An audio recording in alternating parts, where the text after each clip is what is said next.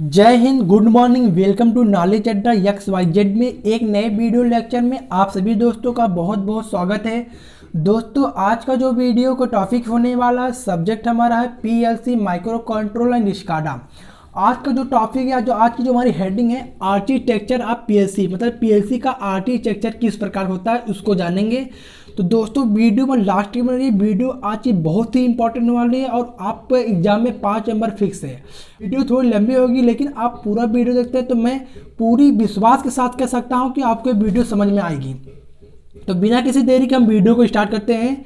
PLC के architecture में CPU, input module, output module, power supply, programming device, buses इत्यादि सम्मिलित होते हैं। मतलब PLC के आर्किटेक्चर में CPU हो गया, इनपुट मॉड्यूल हो गया, आउटपुट मॉड्यूल, पावर सप्लाई और बसेस इत्यादि क्या होते हैं, सम्मिलित होते हैं। इन सब के बारे में हम डिटेल में जानेंगे। ठीक है दोस्तों, आगे हम जो हमारा CPU है, इनपुट मॉड्यूल, आउटपुट मॉड्यूल है, जो मेमोरी है, हमारे जो बसेस रहते हैं, इन सब के बारे में डिटेल में जानेंगे। जैसा कि आप देख सकते हैं कि हमारा PLC का आर्किटेक्चर किस प्रकार से है, जैसा कि चित्र में दिखाया गया है। यहाँ पर आप देख सकते हैं, यहाँ पर हमारा मेमोरी है, यहाँ पर हमारा इनपुट आउटपुट मॉड्यूल है, यहाँ पर CPU है। ठीक है दोस्तों, और PLC में हमारे 3 प्रकार की बसेस होती है। एक हमारी एड्रेस बस होती है, एक डाटा बस होती है, एक कंट्रोल बस होती है। एड्रेस बस क्या होती है? जो हमारा एड्रेस होता है उसे मेमोरी पर ले जाती हैं। डाटा बस क्या होता है? जो डाटा होता है उसको क्या होता है, इनपुट मॉड्यूल से भेजना और जो डाटा होगा उसको आउटपुट मॉड्यूल भेजना, इसका काम होता है। कंट्रोल बस क्या होता है? कंट्रोल बस क्या होता है? सभी एक कंट्रोलिंग का कार्य करता है। ठीक है दोस्तों, ये हमारा CPU होता है। PLC जो होता है क्या कहता है, वो इनपुट से क्या करता है, इनपुट से सिग्नल को लेता है, यहाँ से सिग्नल लेता है। इसके बाद क्या करता है, जो जानकारी या जो हमारी डाटा होती है वह मेमोरी में क्या करता है, स्टोर करता है। स्टोर कर लिया, फिर इसके बाद क्या करता है कि CPU, ठीक है, जो CPU या CPU की सहायता से जो हमारा इंस्ट्रक्शन है, जिस प्रकार से हमारा इंस्ट्रक्शन रहेगा उसी के आधार पर उस कार का एनालिसिस करता है। मतलब सबसे पहले क्या करता है, PLC जो डाटा होता है इसको इनपुट से लेता है, उसके बाद मेमोरी में स्टोर करता है। स्टोर करने के बाद जो CPU होता है उस कार का करता है एनालिसिस करता है इंस्ट्रक्शन के आधार पर। जो इंस्ट्रक्शन रहेगा उसी के आधार पर हमारा CPU करता है, उस कार का एनालिसिस करता है। एनालिसिस या प्रोसेस करने के बाद क्या करता है, जो हमारा अंतिम रिजल्ट रहता है उसको आउटपुट पर भेज देता है। इसी प्रकार हमारा ये कार्य करता है। देख सकते हैं आप यहाँ पर प्रोग्राम, जो हमारा प्रोग्राम रहेगा यहाँ पर देंगे। यहाँ पर हमारा ये लोड, यहाँ पर इनपुट दिया जाता है, यहाँ पर हमारा आउटपुट मिलता है। यही हमारा होता है आर्किटेक्चर ऑफ PLC। तो जितने भी हमारे आर्किटेक्चर के भाग होते हैं उन सब के बारे में डिटेल में जानेंगे। तो सबसे पहली हेडिंग हमारी क्या है, बसेस। मतलब PLC में जो हमारे 3 बसेस, PLC आर्किटेक्चर में 3 बसेस का उपयोग किया गया है, एड्रेस बस, डाटा बस और कंट्रोल बस। वो क्या होती है उसको जान लेते हैं। जैसा आप देख सकते हैं कि बसेस में कम्युनिकेशन के लिए पाथ प्रदान किए जाते हैं। मतलब जो बसेस होता है PLC में कम्युनिकेशन के लिए क्या करते हैं, ये पाथ या रास्ता को प्रदान करते हैं। और ये कंडक्टर का ग्रुप होता है, ये 3 प्रकार का होता है। मतलब जो बसेस होती हैं वह PLC में कम्युनिकेशन के लिए क्या करती हैं, पाथ को प्रोवाइड करती हैं। और कंडक्टर का क्या होता है, यह ग्रुप होता है।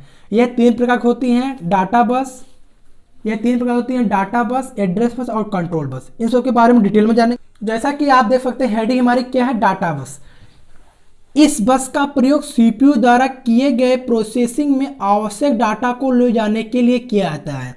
मतलब इस बस का उपयोग हमारा वहाँ पर करते हैं जब CPU में जो किया गया प्रोसेसिंग होता है उसमें जितने भी हमारे आवश्यक डाटा को ले जाने के लिए हम डाटा बस का उपयोग करते हैं। डाटा बस होती है वो बाई डायरेक्शनल होती है। यदि माइक्रो कंट्रोलर 8 बिट का है तो डाटा बस भी हमारी 8 बिट की होती है। मतलब यदि हमारा जो माइक्रो कंट्रोलर या माइक्रो प्रोसेसर या CPU जो है वह 8 बिट का है तो हमारी जो डाटा बस होगी वह भी 8 बिट की होती है। मैं आपको फिर से बता देना चाहता हूँ कि हमारा डाटा बस क्या होता है। इस बस का उपयोग या प्रयोग CPU के द्वारा किए गए प्रोसेसिंग डाटा को ले जाने के लिए किया जाता है। और जो डाटा बस होती है वह बाई डायरेक्शनल होती है। मतलब यह 2 दिशा होती है, दोनों तरफ आती है। CPU से मेमोरी और मेमोरी CPU, ये दोनों तरफ जाती है। यदि जो हमारा माइक्रो कंट्रोलर या माइक्रो प्रोसेसर 8 बिट का है तो डाटा बस भी हमारी 8 बिट की होती है। दोस्तों, अगला जो नेक्स्ट बस हमारी क्या है, एड्रेस बस।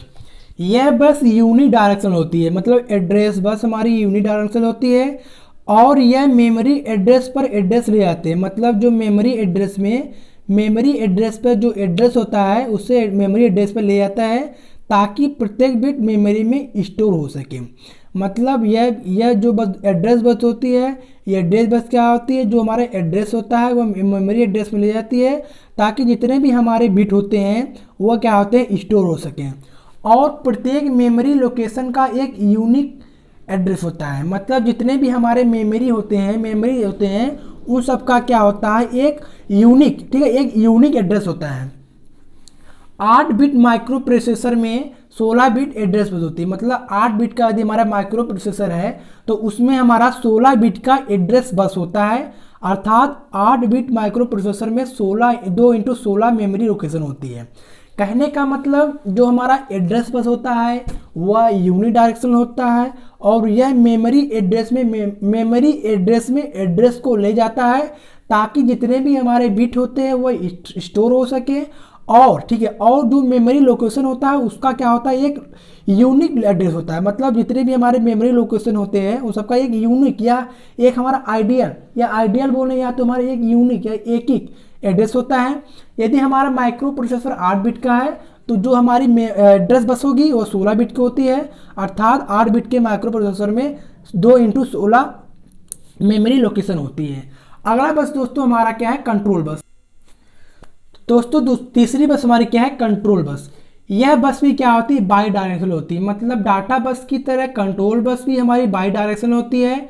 यह बस उन सिग्नल्स को कैरी करता है जो सीपीयू द्वारा विभिन्न कार्यों को कंट्रोल करने के लिए उपयोग किया जाता है।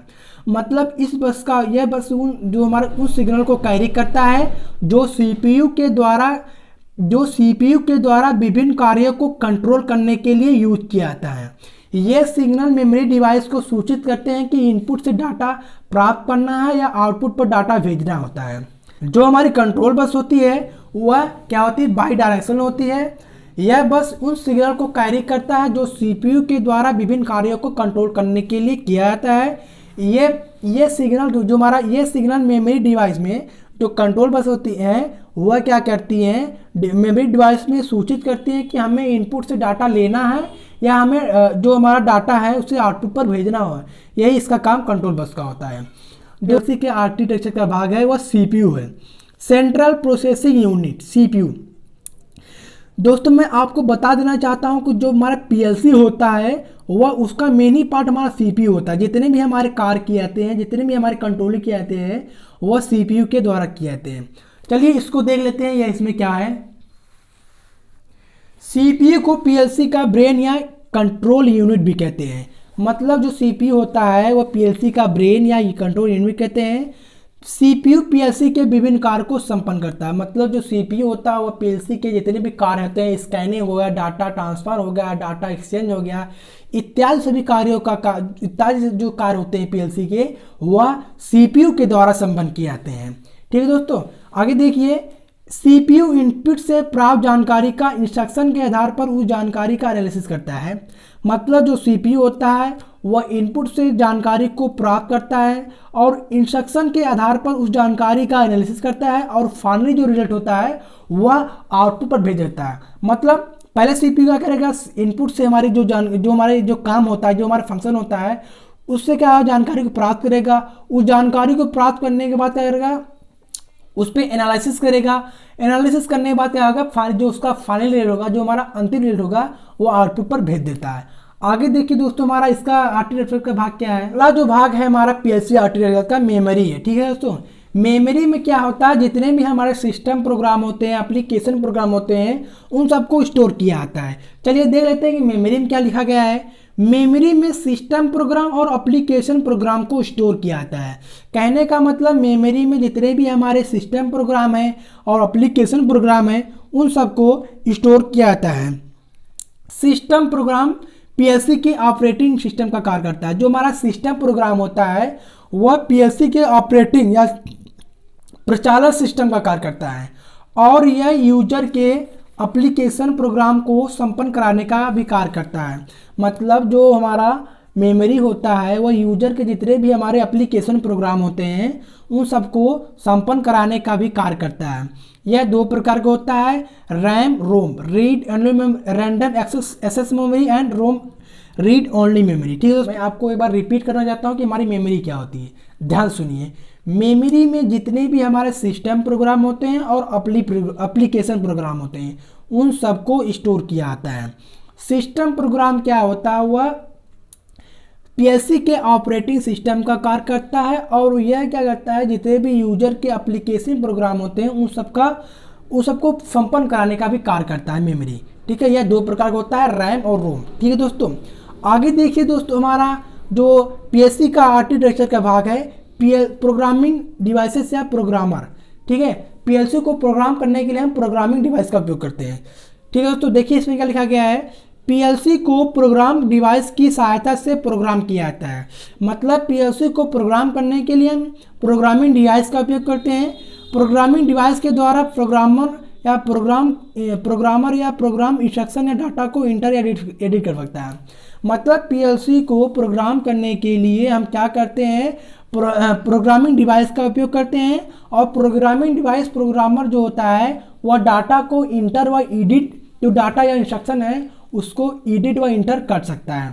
ठीक है दोस्तों, आगे देखिए, प्रोग्रामिंग डिवाइस के जो बेसिक पोर्ट हमारे होते हैं, keyboard, visual display, micro processor and communication cable. मतलब पीएलसी को प्रोग्राम करने के लिए हम क्या करते हैं, बेसिक हमारे बेसिक भाग होते हैं वह कीबोर्ड हो गए, विजुअल डिस्प्ले हो गया, माइक्रो प्रोसेसर हो गया और कम्युनिकेशन केबल हो गया। अगला जो पीएलसी का आर्किटेक्चर का भाग है वह है इनपुट मॉड्यूल। क्या है, इनपुट मॉड्यूल। इनपुट मॉड्यूल दोस्तों क्या होता है, एक इलेक्ट्रॉनिक सर्किट होता है जो फील्ड इनपुट डिवाइस और पीएलसी के सीपीयू के मध्य इंटरफेसिंग का कार्य करता है। मतलब जो इनपुट क्या होता है, इनपुट भी एक प्रकार का इलेक्ट्रॉनिक डिवाइस होता है। जो हमारा फील्ड इनपुट होता है, फील्ड इनपुट डिवाइस था जो सीपीयू के मध्य क्या होता है, इंटरफेसिंग का कार्य करता है।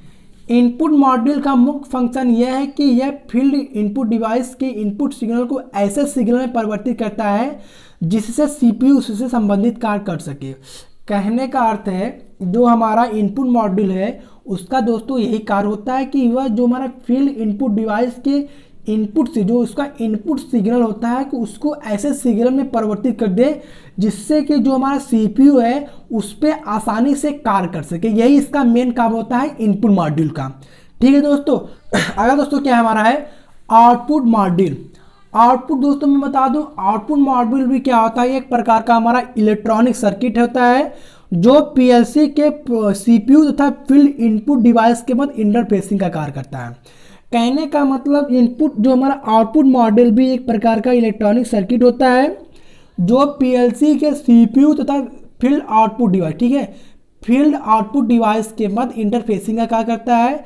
और आउटपुट मॉड्यूल का मुख्य कार्य यही होता है दोस्तों, हमारा दोस्तों आउटपुट मॉड्यूल है, आउटपुट मॉड्यूल का दोस्तों यही कार्य होता है कि जो हमारा इनपुट, ठीक है, सीपीयू का जो हमारा कंट्रोल सिग्नल होता है उसको ग्रहण करना और उसे इलेक्ट्रिकली अलग करना है। ठीक है, जो इनपुट मॉड्यूल का मेन हमारा काम होता है कि सीपीयू के जो हमारे कंट्रोल सिग्नल होता है उनको ग्रहण करना तथा इलेक्ट्रिकली अलग अलग करना और आउटपुट डिवाइस को ऑन ऑफ करने के लिए सक्रिय तथा निष्क्रिय करना है। ठीक है, यही काम होता है आउटपुट मॉड्यूल का।